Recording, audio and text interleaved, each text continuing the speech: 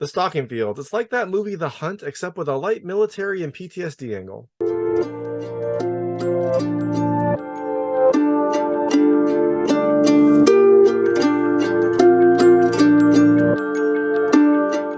Hey everyone, this is David Stark from Watch Our Pass. Today I'm going to talk to you about The Stalking Fields, which is coming to digital platforms on January 17th, 2023. It is an indie action film that is kind of similar to the movie The Hunt, a 2019 film about hunting people for sport. This one has a different angle to it, but it has some similarities. Now, my hot take is I actually think you should pass on this. Like, it's actually a decently well done indie film. The sets are pretty good. I liked some of the action, but I just couldn't get behind the premise and the story. It didn't really click for me, and that hurt my overall enjoyment of the movie.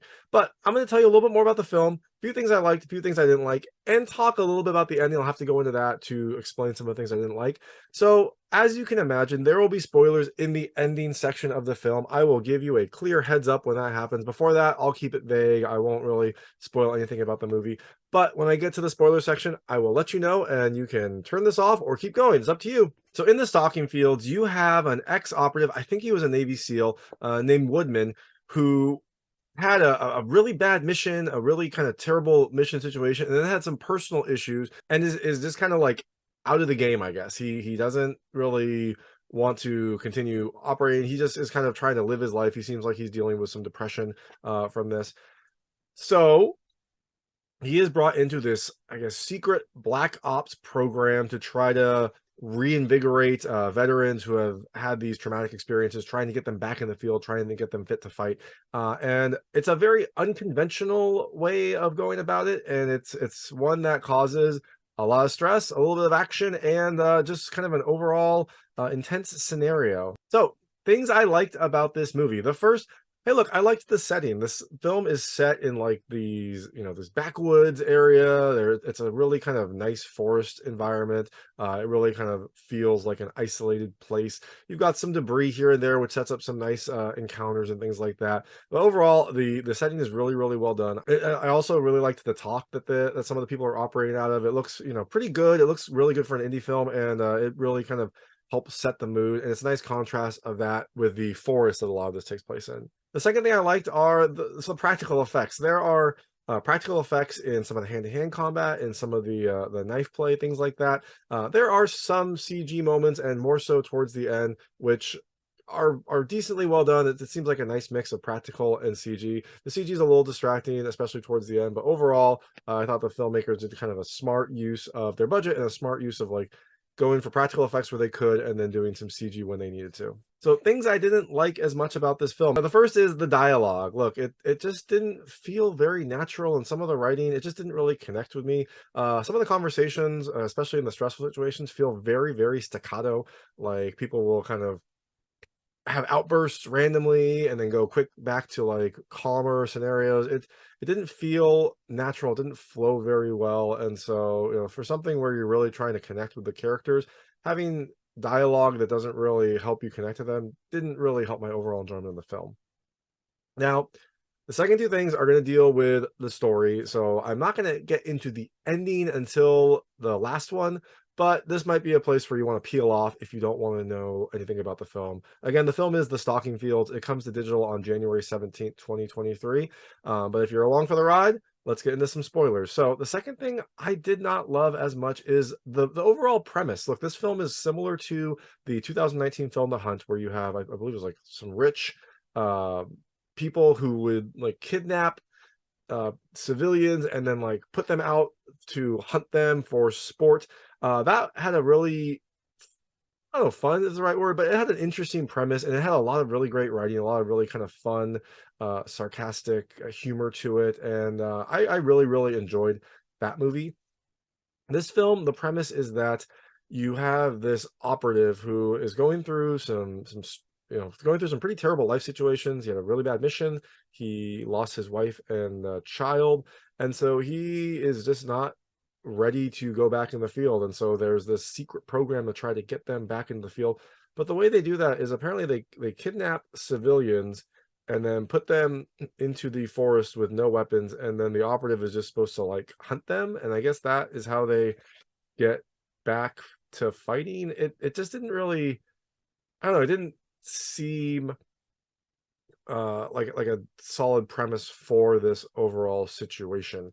Um, these people were supposed to be kind of kidnapped because they had done bad things, but none of them really seemed to do anything terrible. I think one person uh was like a drunk driver and killed someone in a car accident, which is bad, but not like you should be hunted for sport bad. I think another person like embezzled from her family, which again is bad, but not like hunted for sport bad. It just didn't seem like the overall premise fit kind of the goals of what this program was supposed to do. The third thing I didn't really love is the story, and it kind of fits in with the premise. Like I think this movie has been done better already without this kind of military PTSD angle, but also the story surprises, they felt almost kind of like gotchas. They weren't very well previewed in the movie, and when they happened, it felt kind of like they came out of nowhere, and also they felt very unrealistic. I mean, the whole movie is a little bit unrealistic, but when the surprises happened, that also just kind of like lathered it on. So, for example, and this is going to get into the ending,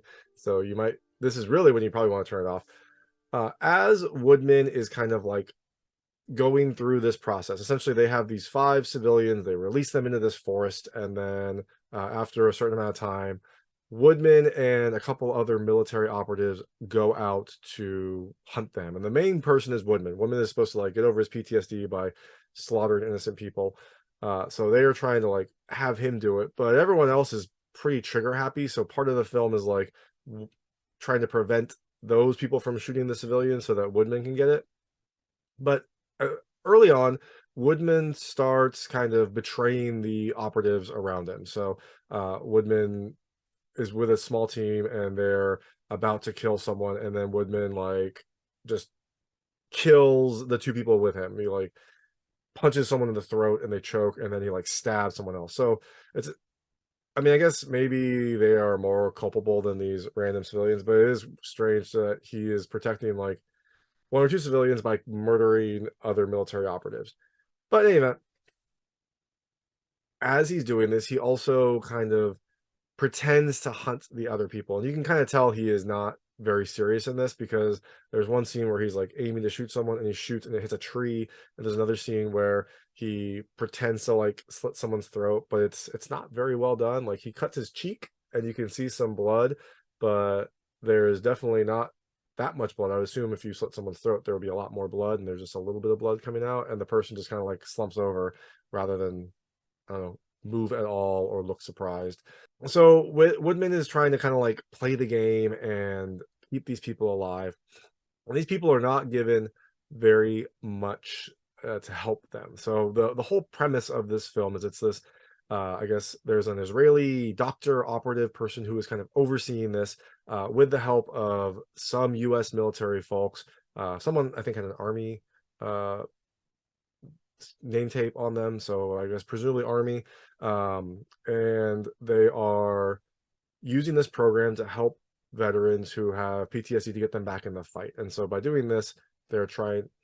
And so she is kind of overseeing this with some military folks. And then there's military people in the field along with women to hunt these people.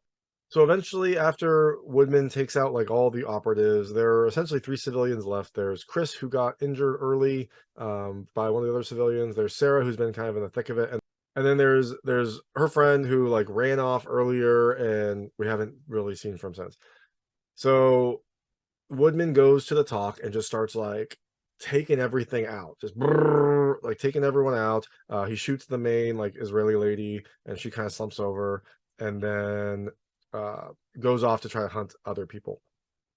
Now, when this happens, Sara goes in as well. She's trying to get out of here. Like basically, she doesn't know where to go. When one person tried to leave the area, this little explosive that all the civilians had implanted in their brain went off, so they really can't leave the area. So she thinks maybe if we go through the talk where they all were brought in, maybe that will have a solution.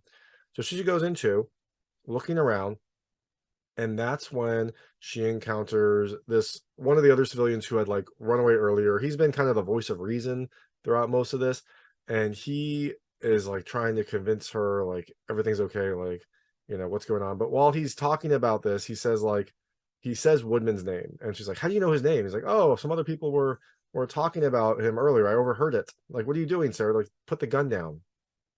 And then on one of the screens They're going through like some random pictures, and then that guy's picture comes up as like one of the operatives. And so now Sarah's like, oh my gosh, like what's going on? He's like, no, I can explain. Like, I was there to like make sure that you all stayed in the program. It's a good program. Like they ordered me to do this. And then he like grabs the gun, turns around, and it's this really, I don't know, kind of hokey change. He goes from like having this like, oh no, like what's going on, to now I've got the gun, and kind of like into this like operative mode. And so he basically tells her like, no, this is a good program. It's to get the veterans back in the fight. Like, it's to help people. It's to help them. Trying to like justify what's happening. Now, while he's like has the gun pointed to her, everything is kind of going to crap because when Woodman came in, he shot up the talk, and so the lights kind of go down for a second. And at that exact moment, Sara ducks down, and the operative guy shoots a couple times but misses, and Sara just like haymakers him out of nowhere, and he falls down. You know, they start kind of fighting on the ground. The operative guy like gets over and like starts strangling her, and then Sara has the knife that she kind of picked up along the way, cuts him, scrambles back, gets the gun, and boom, shoots him. So now there's only two civilians alive. There's Sara and then Lance. Lance was injured earlier when someone stole his map. Now, Sara is kind of overwhelmed by this whole experience, and so she kind of like passes out. And then Lance, the guy that was injured, who doesn't have an Achilles yet, somehow managed to get here.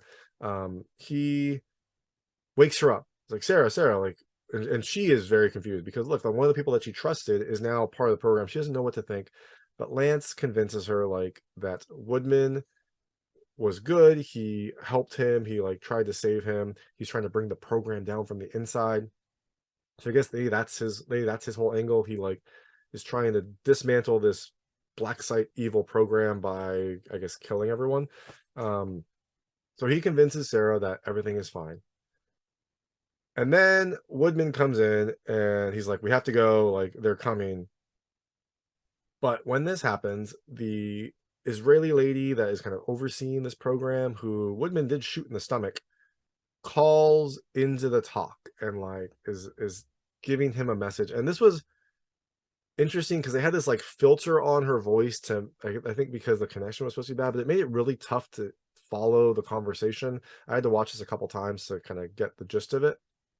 But essentially what she says is like, Woodman was chosen for this role. Like, there were no coincidences. The mission that went bad, where essentially Woodman had to go in to save this person, and when he got there, the guy was like too far gone. He was wired to explode. He's like, just end it, like end it for me. Like, this is a suicide mission. I'm done for. Just kill me and get out of here. And Woodman did. And that was kind of the mission that went south, that kind of caused part of his downward spiral. And she's explaining that like that wasn't a coincidence. You think it was a coincidence that my colleague was kidnapped and tortured, implying that I guess she somehow orchestrated this. And then she also implies that she was the one that killed his family. She's like, do you think it was a coincidence that that your family died as well? I guess one of her operatives was operating the truck that hit Woodman's car and killed his wife and kid. Again, this was this kind of like surprise. I was like, oh, that's a big moment, but also it doesn't really make much sense. So she is basically saying like that she built him from the start. She orchestrated all these things to get him to this point, to be in the stalking fields, to then do this program and show like what his rage could do. And then, by doing that, he unlocked this inner potential to kill everyone here. And she is saying like, you have essentially shown, like, validated my program.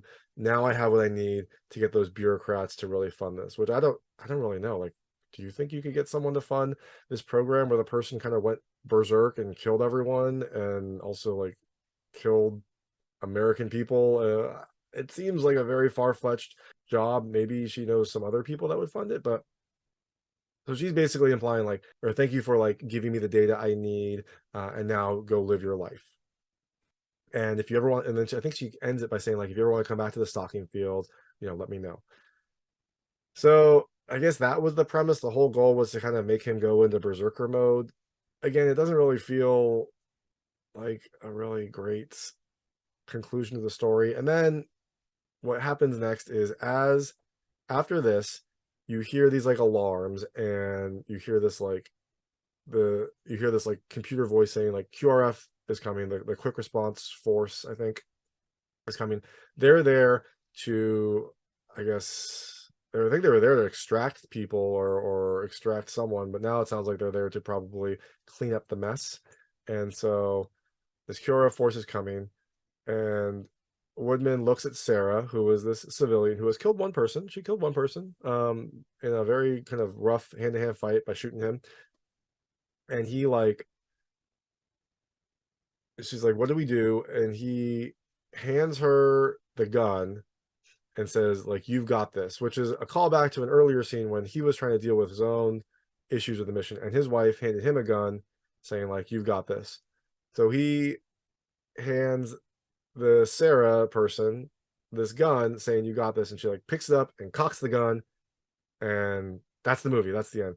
Which I don't know what the implication is. Is the implication that they're gonna fight the QRF team? Or is the implication that they're gonna go like hunt this lady who started the program? It's a little vague. It's a little kind of not tied together. So again, that's why the ending and the overall story just didn't really connect for me. But you know what? What do you think? Let me know if you like this movie, if I got it all wrong, if I maybe missed things, please let me know. But that is The Stalking Fields. It comes to digital on January 17th, 2023. And thanks so much for watching. If you liked this review, please like and subscribe to this channel. It helps me out a lot. Make sure all my new content goes straight to you. Thank you.